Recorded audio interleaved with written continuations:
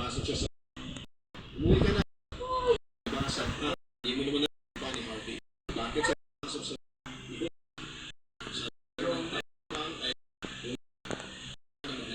ilaalagaan ko sa sarili ko. Tugon ko. Hindi eh. Hindi talaga ang oras mo ngayon. Naiintindihan ko kung bakit yun nasabi ni Cheska. Daw na yun ay hindi ko kayang sabihin sa kanya tungkol kay sila na meron na ulit akong boyfriend. Sa office naman ay mas lalo kaming nagiging may ulang na ba ay material na bagay. So kaya itong palagi nag-regalo sa akin. Nag-offer mukhang naman sa loob ng offer ko na yun kay Harvey. Pero ang nangyayadong kami ng romantic dinner na malapit sa dagat. Ang pagpapayag ng Harvey ay binigay isang gold necklace na para talaga magiging sitwasyon natin.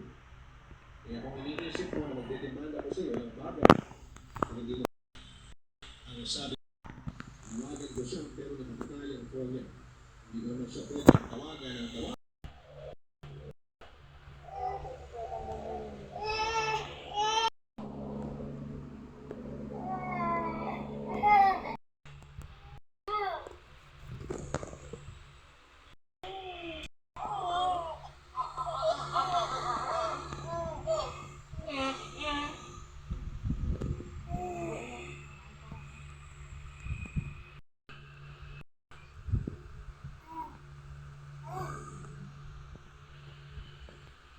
Tinatago ka at hindi kayang ipagmalaki. Deserve nating lahat ng isang pagmamahal na hindi tayo nakikihati. Tandaan natin na masarap magmahal kung wala kang tinatapakang ibang tao at wala kang sinisirang pamilya. At tayo mo pa ay kumawala ka na sa pinagklasa ng puso. O masakit at mahirap, pero sa pagkakataon ito ay piliin at gawin mo ang tao. Hindi mo natatagpuan.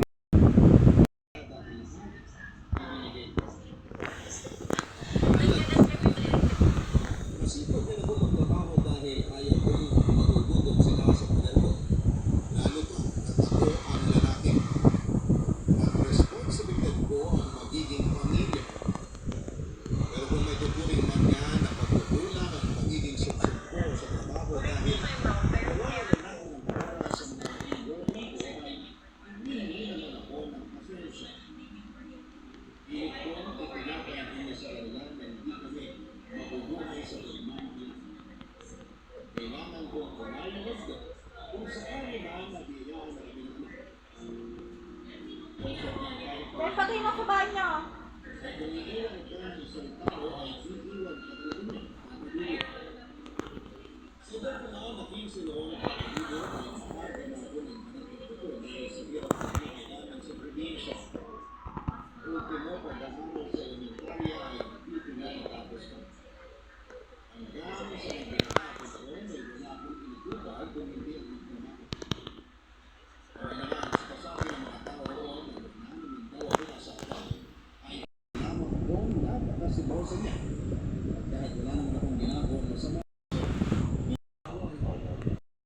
free time.